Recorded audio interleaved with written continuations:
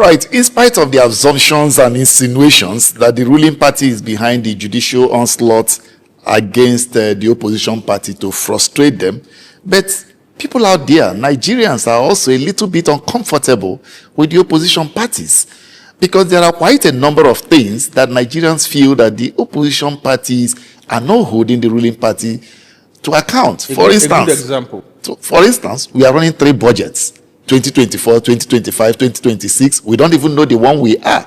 And the opposition is not putting them under pressure to say account. Now, once opposition party is picked up, the other one looks elsewhere as if to say it doesn't concern me. So if you look at all of these things, it makes the people wonder whether the opposition space is still, the opposition is still alive to their responsibilities. How did we come to the point where the opposition is no longer inspiring and viral for Nigerians to say, yes, these are the kind of things we want? Excellent question. Great question. I am first a Nigerian before I am an opposition figure. And my advice, my sincerest advice to Nigerians is, do not wait for one person to come and save you. The last man that saved the world died 2,500 years ago. Another one is not coming.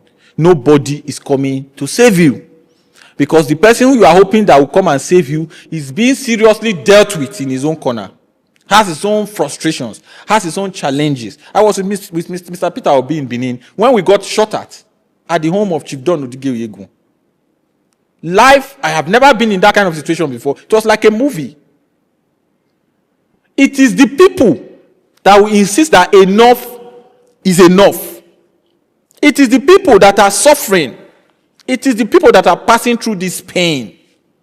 So whereas the opposition can provide direction, it is the people that must pick up that gauntlet. It's like the foolishness of expecting that INEC will conduct a free and fair election in 2027. If the people do not insist on a free and fair election, it will be a charade. There is nothing any group of opposition can do. It is the people. Like they do in Kano, the Kwankwansiya do in Kano. It is the people that we go to the polling unit, say, if you do not count our vote, we will count you.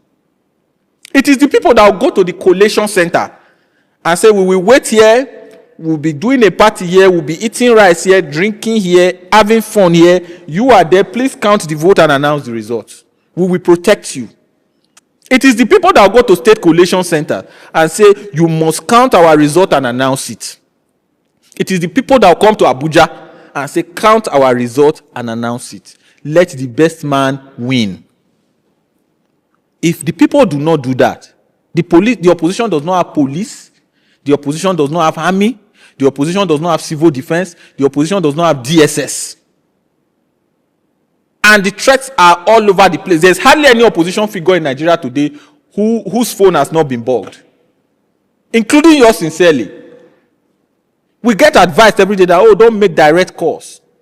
Don't send sensitive documents don't say sensitivity when you call directly. So there is that constant fear, even when you are not sure. Although I have told them that whoever is bugging my phone, the day I want to have a good time with my significant other, I will give you a show, especially when I'm traveling. So in a nutshell, we must be conscious to this fact that it is the Nigerian people that will fix Nigeria.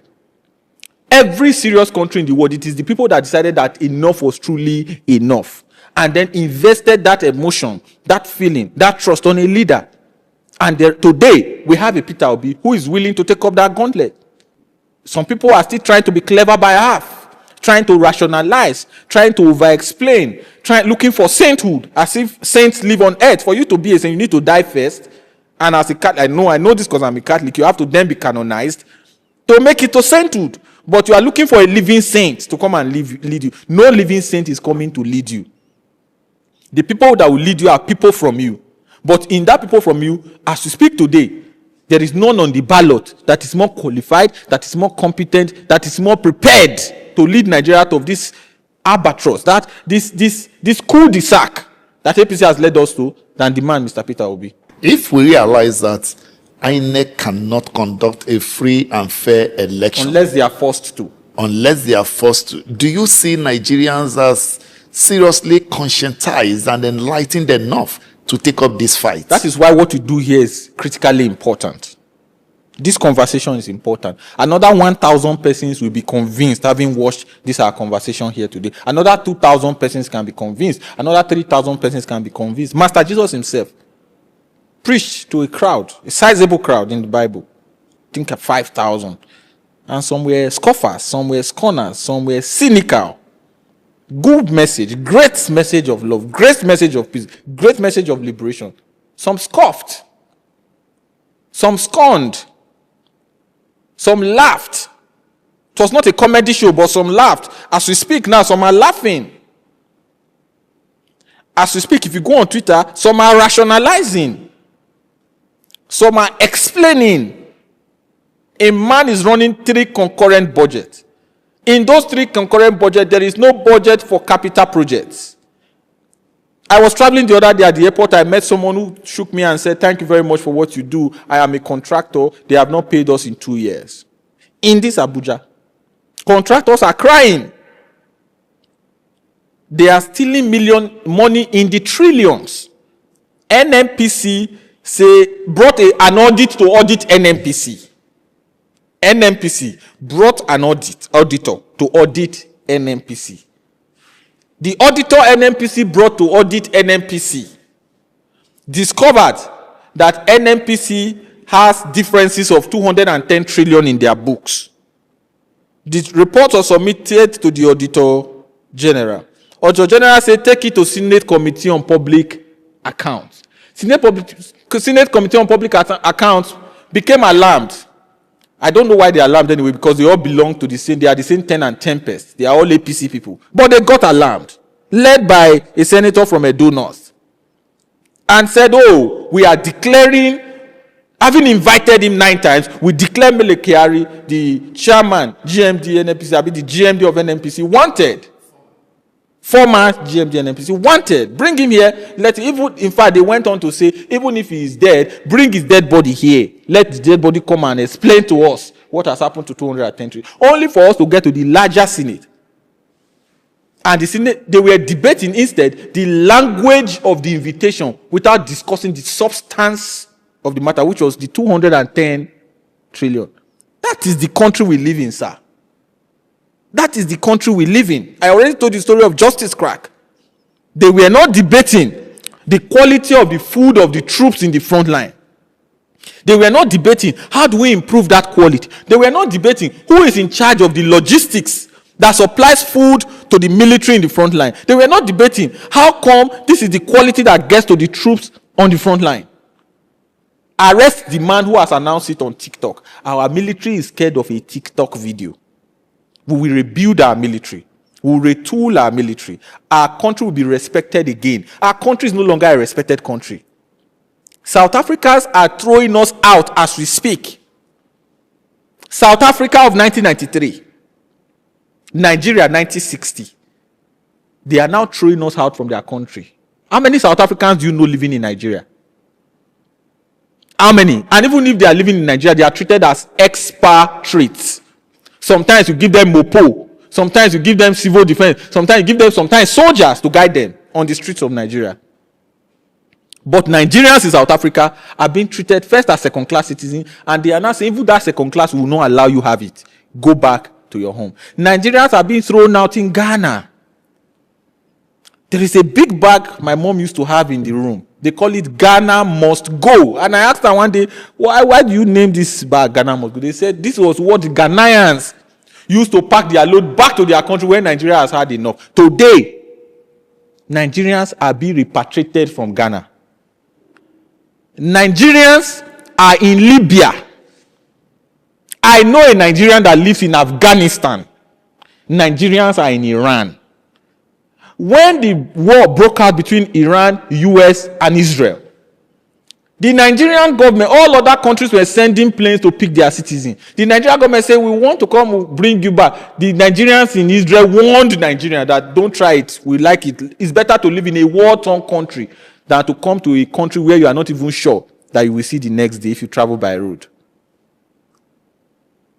Our passport is no longer respected. Today, you can no longer travel, just wake up and say you are traveling to one country. As small as Zambia, you need a visa. South Africa, you need a visa. But a South African does not need a visa to go to Zambia. And a Zambian does not need a visa to go to South Africa. The list, I'm talking of Africa. Let's not go to, I've been to Cairo. Egypt, you need a visa. To go to Egypt, you need a visa. Why? I mean, what is really going on? 4 years is enough to turn this country around. The people we have there now see us as a business, see us as merchandise. And what do you do with merchandise? You profit from them. And if they manage to find themselves back in office again after 2027, they will implement this evil new tax policy that they had surreptitiously suspended. They will implement it fully, and Nigerians they will be crying. They will be the Bible said it clearly that when the righteous rule, the people rejoice. But when wicked people rule, like the ones we have now, they will be crying. There will be gnashing of teeth. There will be groaning. There will be frustration. There will be cries. There will be everything you see in Nigeria today is symptomatic that the wicked are leading our country. Okay, let's move on. With all that is happening, as this case progresses, do you have confidence in the judiciary to deliver a fair and impartial judgment in favor of the NDC, even the ones that also involve the other parties that the court also say they should be deregistered? Do you have implicit confidence in the judiciary to deliver fair and impartial judgments? Even if this case was presented to a town union to settle, a town union with no legal knowledge, they will settle it in favor of the NDC. So, to ask me if I expect the judiciary to do it, I expect the judiciary to do the right thing. And that is see the folly. I'm not saying the merits or demerits, folly. If there was demerit, it meant that it was not a foolish case altogether. That it only did not have sufficient merits. But it's a foolish case. To me, it's a foolish case, and I am entitled to that opinion. And anybody who plays the kind of gymnastics they are playing now should be ready for criticism, public criticism. Gone are the days say you can't criticize them publicly. I am entitled, I can hold an opinion. I am a Nigerian. So I expect the judiciary to do the right thing. I expect INEC to do the right thing. In our mind, we see this as a distraction that should never have happened. But all of the activities and programs of the NDC are going on as planned. We are not taking our foot off the pedal. We are in fact, we have advised Mr. President last week to resign, and that is because we want him to do it honorably. A time will come, we will ask him to resign dishonorably, and if he refuses to still resign dishonorably, he will be disgraced at the poll. I am an Edo man, properly brought up. I don't want the old man disgraced at the poll. Because if we conduct an election and the president is polling 10%, that is utter disgrace. And that's precisely what will happen in the next election. There is no pathway to victory for the Tinubu administration. No pathway to victory. No pathway to victory. No pathway to victory. Let's look at, it is said that in life you are in debt. So we look at all the options. Supposing the Court of Appeal oppose this judgment and P2B is off the ballot, what do you think will happen? Will he still be on the ballot? And if it's otherwise, what happens to the millions of Nigerians that look up to him? Peter Obi will be on the ballot. Even if the appeal court upholds the judgment of the Federal High Court local judge? Peter Obi will be on the ballot. How do you mean? Nigerians will insist that Peter Obi is on the ballot. Mr. Tinubu and others should go and prepare for elections. We are ready. Let them prepare. He will be on the ballot. Even if the Court of Appeal says otherwise? There are honorable men in the judiciary. Those honorable men will ensure that Peter Obi will be on the ballot. You know, we still have a time frame. We are still working with INEC timetable. In the eyes of the law today, except the NDC goes on appeal and of course also goes with stuff execution. If not, in the eyes of the law today, if INEC decides to act, there is no NDC as a political party. Peter Obi and the NDC will be on the ballot. I am confident 100%. I don't want to say certain things so that it will not be misconstrued as instigating. But an American president strongly advised that those who make peaceful changes impossible make violent changes inevitable.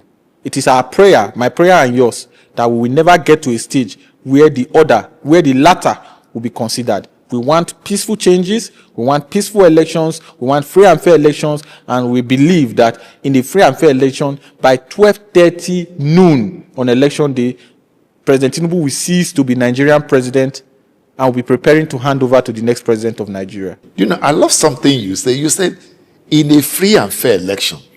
At the same time, you've also admitted that INEC cannot be trusted to conduct a free and fair election. So, where will the free election come that you expect by 12 noon? Nigerians will insist on a free and fair elections. But let's use the obstacle election. INEC, the staffers of INEC, the people in INEC are not from Niger Republic, they are Nigerians. The people in INEC are not from Cameroon, they are Nigerians. Nigerians will tell the Nigerians in INEC to conduct a free and fair election. It will be in their enlightened self-interest to conduct a free and fair election. And in any case, the staffers of INEC do not buy bread different from where I buy bread. The staffers in INEC do not buy wheat different from where we buy wheat. These people in INEC do not buy kerosene or fuel different from where we buy. The people in INEC do not buy their gas they use for cooking different from where other Nigerians buy. So they know more than anything else. And this applies to the police, to the military, to the civil defense, to the DSS, to staff, to federal civil servants, state civil servants, and even to the agberos and to the thugs that they may likely want to deploy. We are all in this together. We are all being jeopardized by this government together. As we approach the election, the conscientization will continue, and everybody will know that they must play their part. We must unite as a people to see the back of this administration. All right, some are saying 2027 may be Nigeria's last election as we know it. Do you agree with that? If they don't do it properly, yes. And what are the options if they don't do it properly? The options is that they do it properly. And when they don't do it? When they don't do it properly, I've already told you what the American president had to say. The former American president.